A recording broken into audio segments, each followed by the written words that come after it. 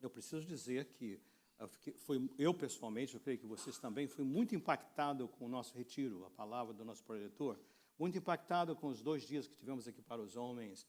E muitas das vezes, né, a reação, a sensação, porque não são coisas novas, mas são coisas bíblicas que nós às vezes ouvimos, mas a gente pega como informação, ou tem receio, ou não se acha capaz, as razões são as mais diversas, e não praticamos.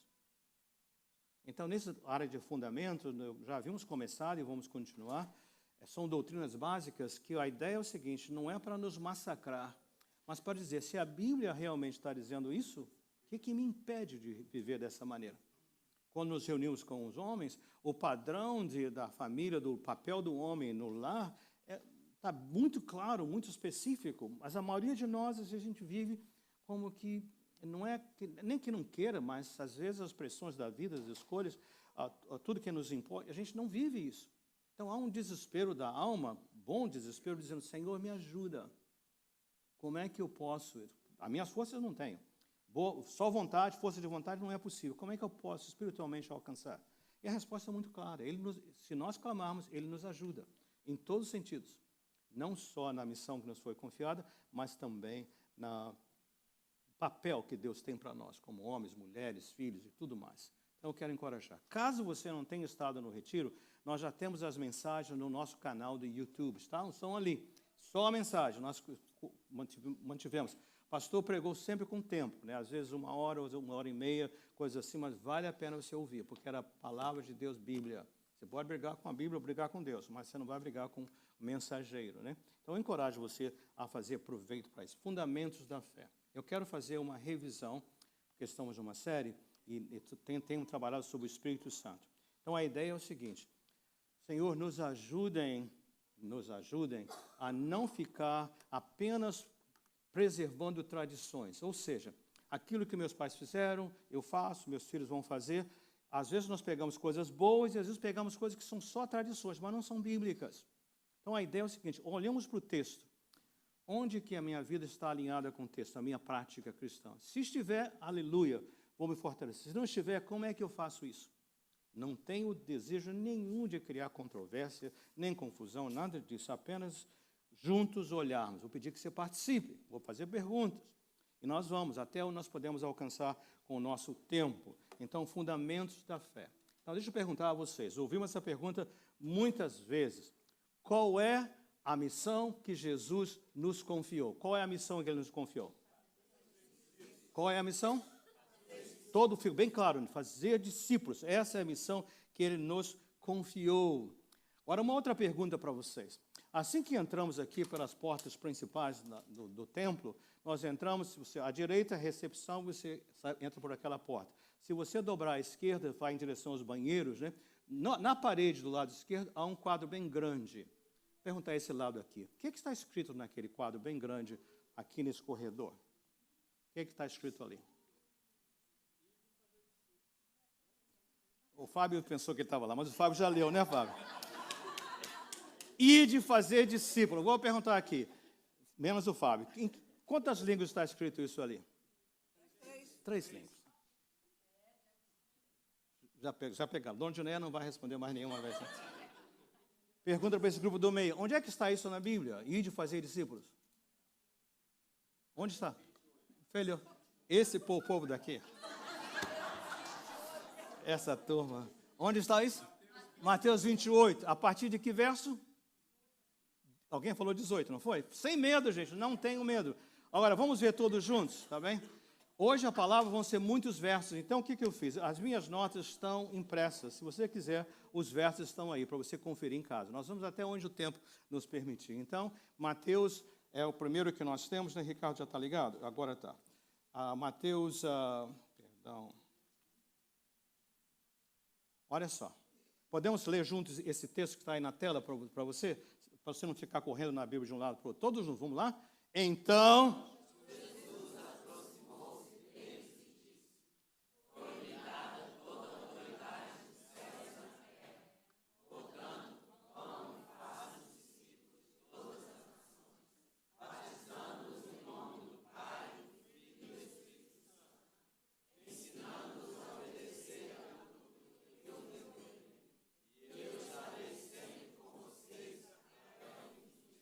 essa é a nossa missão. Aí está completo, né? E o pastor investiu bastante tempo explicando cada pedacinho, cada passo. Agora, quando Jesus proferiu essa palavra, ele estava naquele período dos 40 dias entre a sua ressurreição e a sua ascensão aos céus. Depois que ele ascendeu aos céus, 10 dias mais, e o Espírito Santo foi derramado, Pentecostes. Naqueles 40 dias, ele esteve com discípulos em diferentes ocasiões.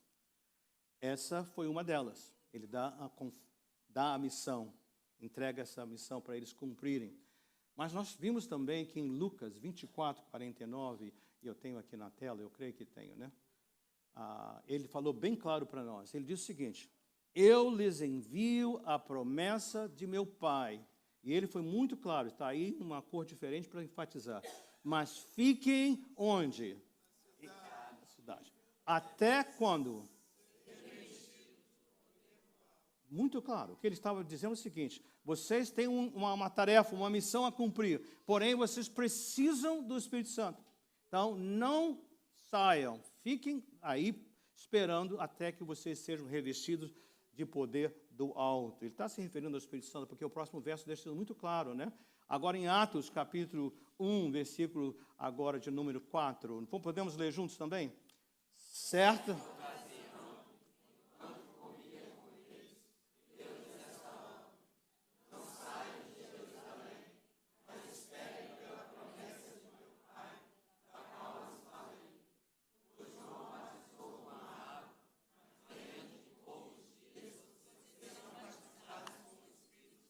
Você está notando o contexto? Está fechando aqui, né?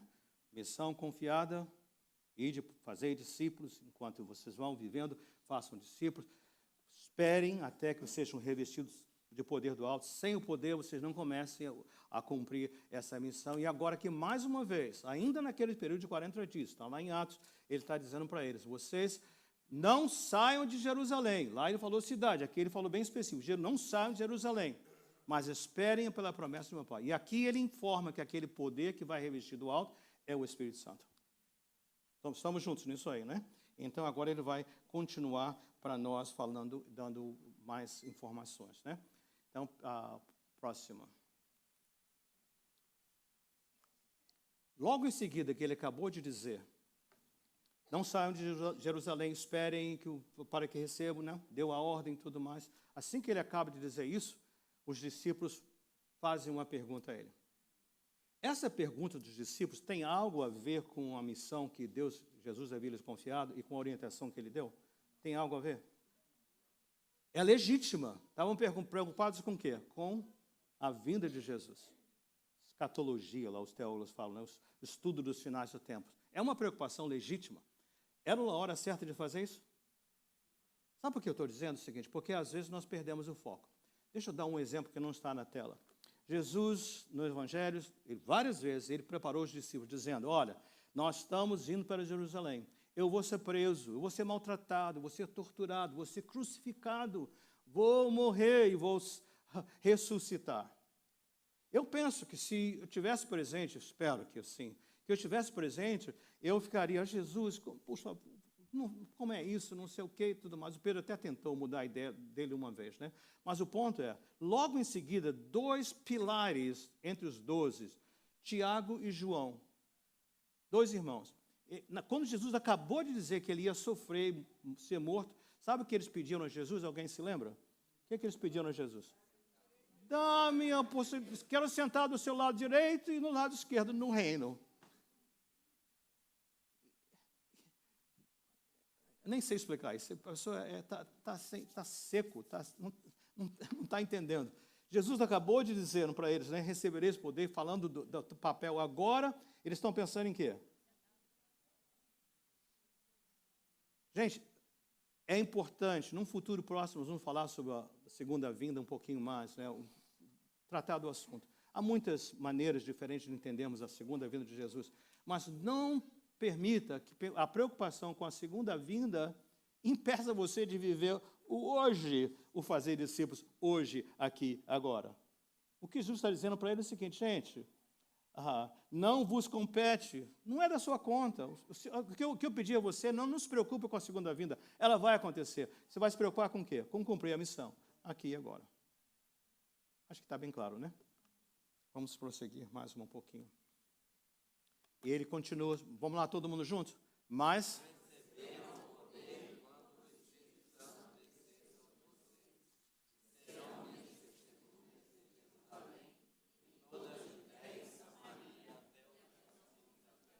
ele dá um mapa aqui, né? Então, deixa eu ver se eu entendi. Quero seguir a Bíblia. O Senhor falou que eu tenho que começar a fazer discípulos em Jerusalém. Então, eu vou fazer, semana que vem, comprar uma passagem, vou lá em Jerusalém para começar a fazer discípulos. É isso? Não. O que é? Lugar mais próximo de você.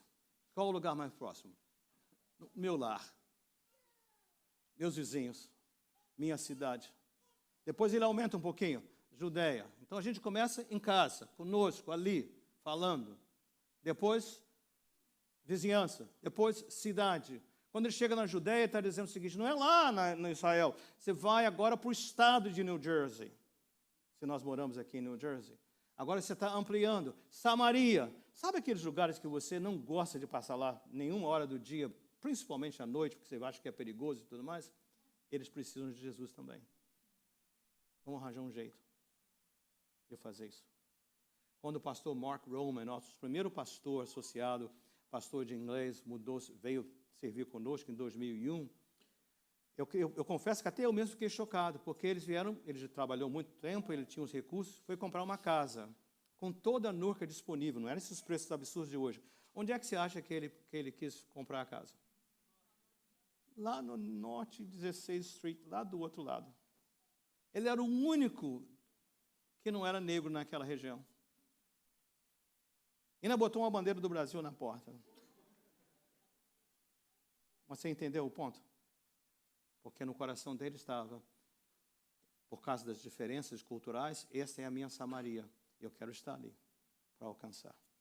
Isso não pesa forte no nosso coração, porque nós temos ministério em espanhol, português e inglês, e você sabe que nossos planos estão em North Newark concentrados, e também aqui, estão em toda parte, mas estão aqui. Então, a nossa igreja, são 30% da população, nós devíamos ter aqui um ministério em espanhol 3, 4, 5, 10 vezes maior do que o português. Sabe que o inglês, nosso ministério para a cidade, nós temos 60% são negros, afro-americanos? Você não vê que a nossa igreja precisamos ir a Samaria, alcançar? E isso é para nós, todos nós incluídos. Então, essa é a ideia que ele está dando para nós. Então, vocês não comecem, e até os confins da terra, vocês vão poder fazer isso, sempre fazendo isso, né? Ele fala do Espírito Santo, não perca seu foco, esses são os detalhes, ele dá para nós as jornadas, né? Agora, eu quero fazer algumas colocações, não vou dar um texto, só pensarmos juntos. Porque eu sei que muitos de vocês vêm de igrejas diferentes, com doutrinas diferentes. Eu fui criado num ambiente onde a minha conversão foi num ambiente que era de várias denominações, de ministério com jovens, muita coisa. Porém, a minha criação, as minhas raízes são da Igreja Batista. Tá? E quando eu comecei a caminhar os primeiros passos, eu lia muito a Bíblia. Eventualmente, eu não continuei na Igreja Batista, apesar de toda a minha família. Nós éramos em 10 irmãos, todos envolvidos em ministério. Né? Quando eu fui nos últimos anos na conversão, mas uma coisa que eu fiz foi ler muito a Bíblia. E, eventualmente, eu não pude continuar na Igreja Batista mais. Toda a minha família continua sendo batista. Você é batista, não se sinta... Porque eu sou ovelha negra, vamos falar assim. Por quê? Haviam coisas que a minha consciência de seguir, eu tenho que seguir a Bíblia. Eu não posso somente...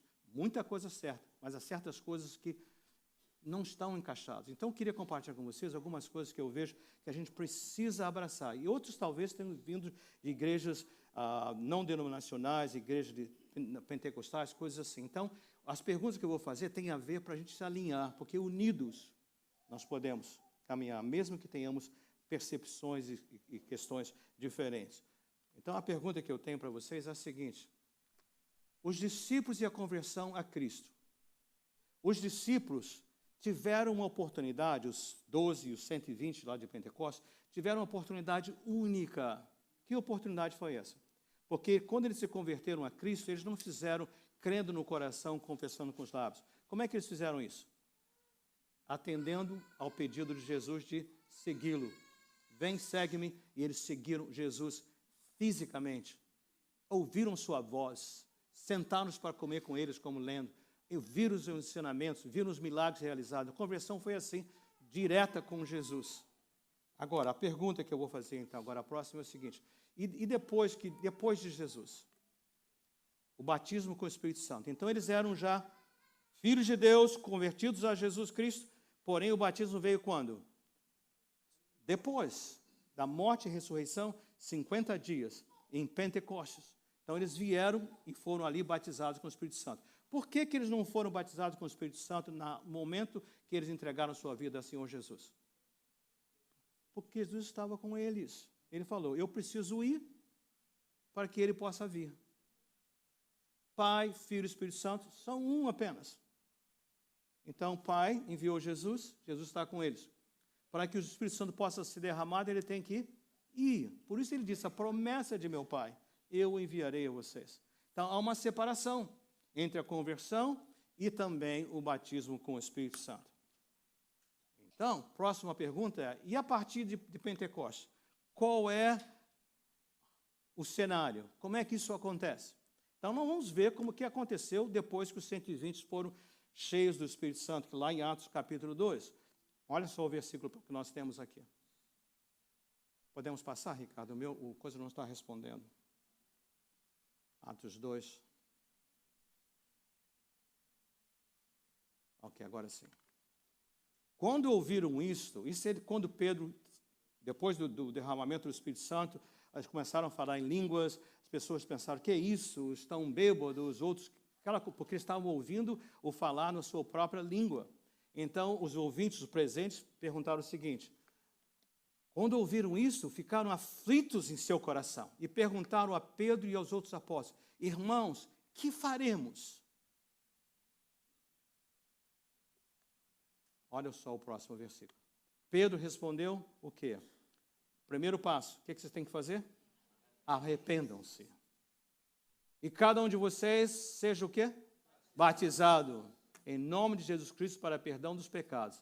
E quando você se arrepende e você vai estar obediente ao ato do batismo, não precisa ser na hora. No caso deles foi na hora. Porém, se nós tivermos uma preparação e depois você ser batizado numa cerimônia, no momento da sua entrega a Jesus, no momento que você nasce de novo, o que acontece? Você receberá o quê? O dom. Não é dom de habilidades espirituais. Esse dom é o quê? Uma dádiva. Salvação foi de graça. O Espírito Santo é como? De graça, da mesma maneira.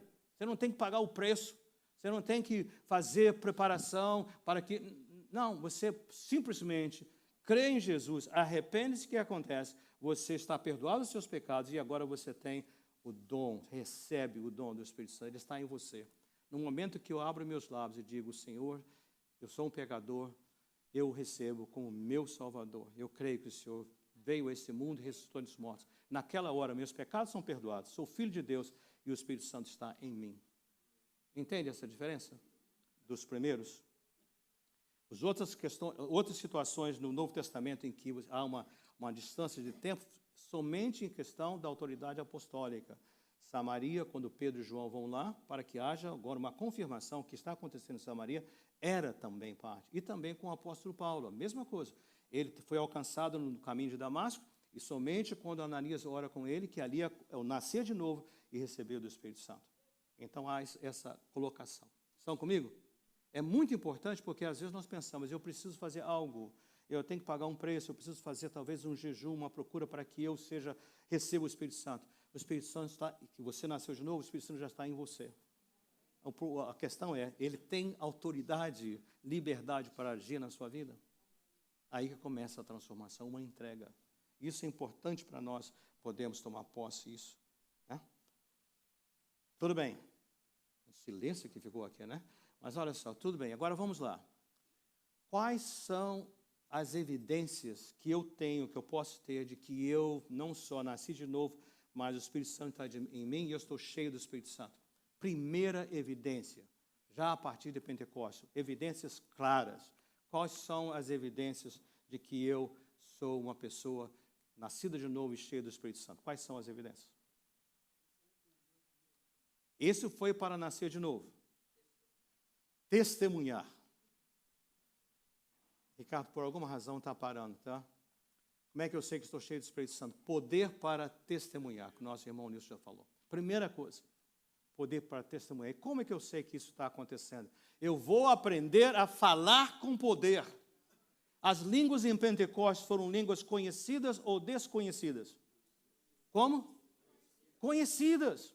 Tanto que os presentes, 16 etnias, perguntaram, como é possível? Essa gente fala a minha língua materna e falam até com o sotaque da minha língua, do meu lugar. Como é que isso é possível? Então, houve um milagre que eles podiam falar com o poder. Eu creio, já falei para vocês, isso é o seguinte, em Gênesis nós temos a Torre de Babel. O orgulho separou todo mundo. Eles não se entenderam, tiveram que se separar. Aqui em Pentecostes, as barreiras, a maldição de Babel é destruída. Agora já não há impedimento. Tá? Deus pode e continua a fazer este milagre. Ou seja, que nós vamos poder comunicar o Evangelho até por línguas com pessoas que nós não conseguimos falar a língua deles. Eu fiquei essa semana 2 vezes, eu peguei carona para casa, depois da reunião com os homens, com o nosso Tony do Ministério Espanhol. E o Tony fala um portunhol, ele fala inglês, mistura tudo mais. Mas eu quero dizer a vocês, a companhia do Tony foi extraordinária. Eu falei para ele, contei essa história. Mas, gente, eu sofri, cheguei em casa com dor de cabeça. Porque ele falava um espanhol mexicano, eu falava um portunhol não sei o quê, e misturávamos com o inglês, estava doendo. Você imaginou? E nós estávamos falando de assuntos profundos. Porque desejo de expressar, de falar, de fazer alguma coisa assim. Agora, imagina quando você está com alguém que não fala nada da sua língua. O que o Espírito Santo está dizendo? Eu vou intervir e eu vou quebrar essa barreira. Irmãos, isso é sobrenatural. Mas viver no Espírito Santo é natural ou sobrenatural? Primeira, então, quando eu vejo isso está muito alto. Agora, só porque está muito alto eu vou parar aqui? Se Deus fez com eles ali, não vai fazer comigo também? Não é verdade que muitas vezes o que nos impede de ter testemunhar é porque eu penso, essa pessoa não vai me entender. Às vezes não é questão nem da língua. É quem eu penso que eu sou, quem eles pensam que são, como eles me veem a mim. Há todo tipo de desculpa. Ele está dizendo, quando você está cheio do Espírito Santo, não há barreira linguística, cultural, de maneira nenhuma. Primeira evidência. Segunda evidência. Aqueles com quem eu vou falar irão me ouvir. No caso deles, houve um milagre. Atos 2 fala bem claro. Eles falaram em línguas não conhecidas, mas que eles não tinham aprendido, e também pessoas ouviram e entenderam. O que me leva para a última evidência. Qual a última evidência? Aqueles que me ouvem irão se converter a Jesus. Agora, olhamos aqui, nós somos talvez que 100 e alguma coisa de pessoas.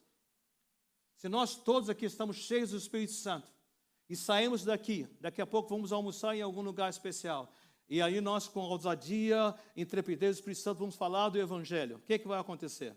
Pessoas vão nos entender, pessoas vão ouvir e pessoas vão se converter. E nós vamos começar a discipulá-los. O que vai acontecer no domingo que vem?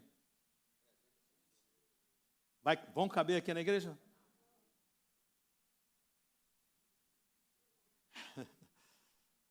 Sabe o que eu sinto, irmãos? Que nós entramos num período de incredulidade. A gente sabe que isso é possível, sabe que isso é o plano de Deus, porém nós não vivemos esse plano.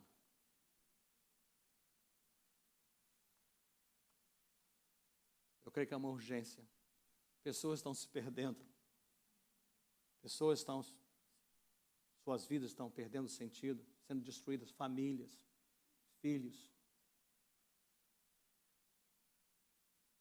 E nós? Atos 2, eu não coloquei na tela, mas diz assim, que cada dia o Senhor acrescentava a eles aqueles que iam sendo salvos, a cada dia. Isso não é para nos massacrar, isso não é para nos colocar para baixo. Eu estou nesse barco, mas uma coisa é clara, está cheio do Espírito Santo. Nós vamos chegar no frutos eventualmente, tá? Falamos do poder para testemunhar. Eu tinha desejo de falar sobre os dons hoje, não creio que vai dar tempo, mas depois a nossa transformação de vida. Mas uma coisa é clara, o que acontece quando eu estou cheio do Espírito Santo? Pessoas irão se converter. Eu vou poder falar, elas vão me ouvir, e elas vão ser transformadas. Isso é para o pastor, para os presbíteros, para os líderes de célula somente? Não, para todos nós. Cada um de nós. Pergunta é, você deseja isso? Ardentemente?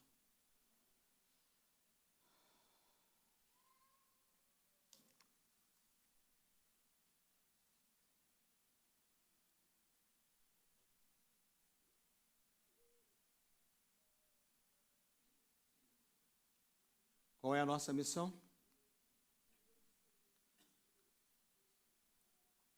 Onde vem o poder para testemunhar? Através do Espírito Santo. E agora?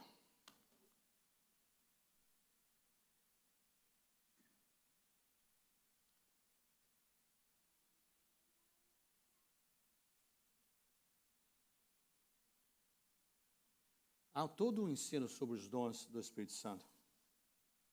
Apenas podemos começar. Lembre-se, primeira evidência, poder para testemunhar.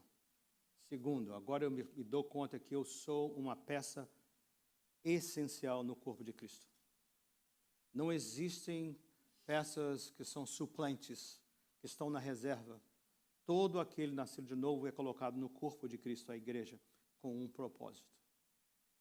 Isso através do Espírito Santo. O Espírito Santo não só dá poder para testemunhar, mas também ele dá dons, habilidades sobrenaturais, dons espirituais para que eu possa firmar, possa trabalhar. No capítulo 12 de 1 Coríntios, o apóstolo Paulo começa dizendo assim para nós: irmãos, quanto aos dons espirituais, sobre o poder já falamos, quanto aos dons espirituais, não quero que vocês sejam ignorantes. Me ajudem a traduzir isso. O que ele está dizendo para nós? Com relação ao assunto de dons, eu tenho a opção de ignorar o assunto? Tenho? Posso simplesmente não sair para outro grupo de pessoas? Não posso ser ignorante. Ele vai dizer para nós mais algumas coisas. Há diferentes dons, mas o Espírito é o mesmo. Os dons são todos iguais? São diferentes, não é? E o Espírito, para cada dom tem um Espírito? Não, é o mesmo. Há mais também. Há diferentes tipos de ministério. Todo mundo faz o mesmo ministério? Não. Mas o Senhor é o mesmo. Agora a missão, para cada um uma missão diferente? A missão é uma só, não é isso? Mas o dom é diferente. O ministério é diferente. E o resultado? Há diferentes formas de atuação, o retorno, a visibilidade, mas é o mesmo Deus que opera tudo em todos. Eu vou apenas dar para vocês o alinhamento e a gente volta daqui a 2 semanas. A cada um, porém, é dada a manifestação do Espírito para o benefício do indivíduo. É isso? Para quem é o benefício? Para quem? Esse meu lado esquerdo aqui está muito silencioso. Para quem é o benefício, Maria? Ao bem comum. Qual é o bem comum? Do corpo inteiro, para que nós podemos fazer isso. Alguns dons. Em 1 Coríntios 12, a lista não é exaustiva. Nós temos Romanos, nós temos Efésios. Pela minha conta são 22 ou 23 dons mencionados, específicos, presentes, habilidades sobrenaturais do Espírito. Irmãos, até que eu nascesse de novo, eu já dei exemplo aqui na igreja, eu tinha um terror de falar em público, um terror. Eu contei da história que quando eu era menino, lá estava Natal, e eu era um dos reis magos, e eu era o terceiro rei mago. Aí eu falei, entrou o primeiro rei mago, aí entrou o menino, entrou o segundo rei mago, aí entrou o terceiro. Estão procurando até hoje, porque não me acharam. Quando eu olhei da cortina, eu vi aquela igreja cheia, falei, de jeito nenhum. Mas quando o Senhor me alcançou, me abriu a boca e eu não consegui parar de falar até hoje. Do Senhor. E cada um de nós é uma habilidade. Então aqui nós temos uma lista. Eu quero ter a oportunidade de poder compartilhar com vocês. Palavra de sabedoria. Há pessoas que são colocadas no reino de Deus, na igreja, no corpo de Cristo, pessoas que têm conhecimento da palavra, têm experiência com Deus e têm a palavra sábia, sabe o que falar, quando falar e como falar. Há também a palavra de conhecimento, pessoas que é diferente da profecia, mas pessoas que têm um conhecimento, uma habilidade de explorar, conhecer, ir a fundo, entender. Há outros também, outros que têm fé. Eu lembro do nosso fundador da igreja, o plantador da igreja, né? Quando eu vim para interinamente cuidar da igreja, lá em 1992, havia um sonho, né?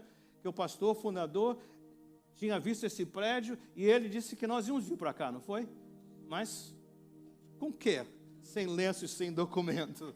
De que maneira? Mas pela fé. Ele reuniu pessoas, trouxe aqui e disse, esse lugar vai ser de vocês. Se eu me lembro bem da história, né? Que foi antes de mim, antes de chegar. E nós estamos aqui. O Senhor deu fazer outro. Há outro, há o dom de curar. Todo mundo tem o dom de curar? Não. Deus pode usar qualquer um? Pode. Mas há pessoas que têm o dom de curar. Poder para operar milagres, da mesma maneira. Outros, há poder de discernimento de espíritos.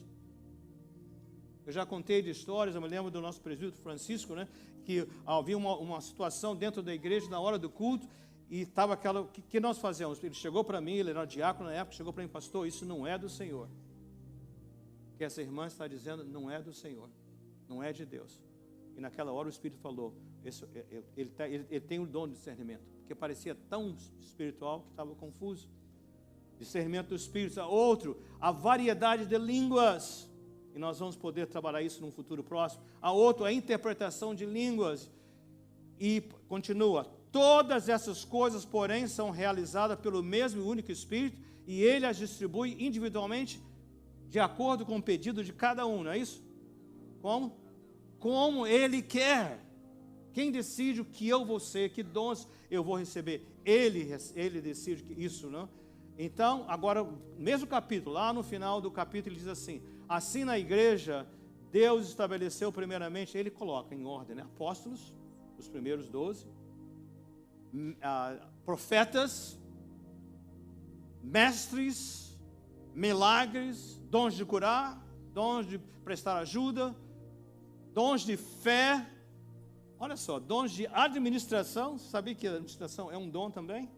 E os que falam diversas línguas. Agora, olha essa última parte aqui. Eu vou perguntar, primeira pergunta, eu pergunto a vocês, são todos apóstolos? São todos apóstolos? Não tenha medo, a resposta é não. São todos mestres? Tem todos o dom de realizar milagres? Tem todos os dons de curar? Falam todos em línguas? Todos interpretam? Entretanto, busquem com dedicação os melhores dons. E ele coloca para nós, esse é o finalzinho, lá o versículo 31, busquem com dedicação os melhores dons.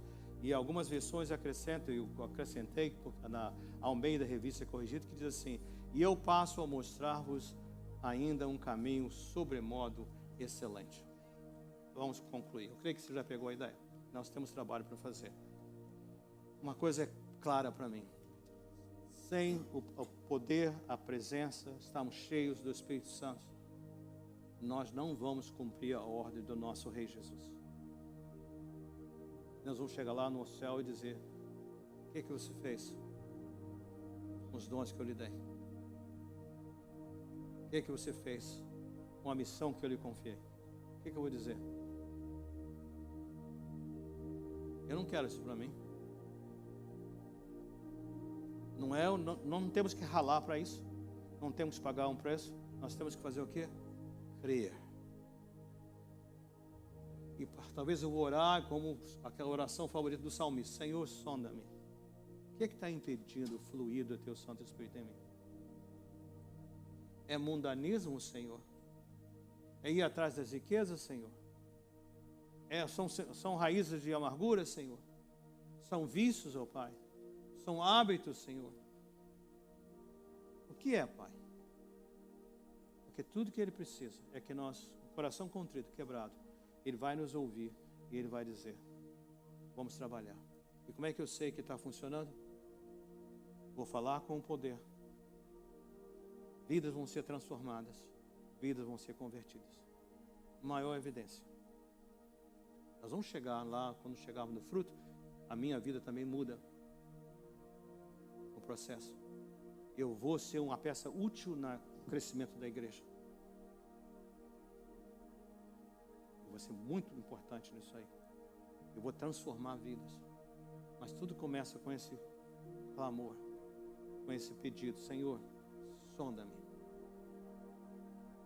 Isso não é doutrina de igreja A, B, C ou D. Tudo que eu lhes mostrei é da palavra do Senhor.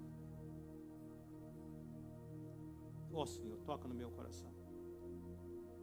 Queria que você pudesse fechar os seus olhos por uns momentos apenas. Não será longo, nosso tempo está terminado. E você apenas orasse. Dissesse: Senhor,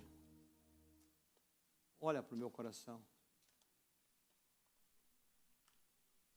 Eu quero, Pai, estar cheio do Espírito Santo de Deus. O que está impedindo, Pai? Revela, Senhor. Eu quero começar na minha Jerusalém, no meu lar, minha vizinhança, minha cidade, meu estado, até os confins da terra. Mas sem o poder do Espírito Santo, não dá. Talvez eu esteja, Senhor, tentando segui-lo nas minhas forças, do meu jeito, da minha maneira, mas não, eu preciso dessa intervenção sobrenatural. Vem sobre mim, Senhor.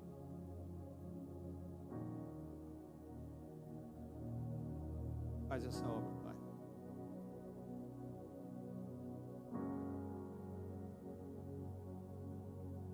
Suas próprias palavras, fala com Ele o que você precisa. Mas não abra mão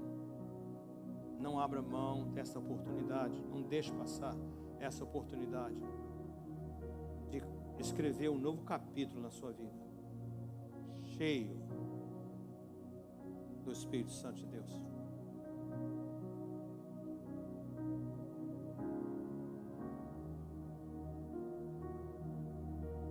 Obrigado, Pai. Ajuda-nos, Senhor.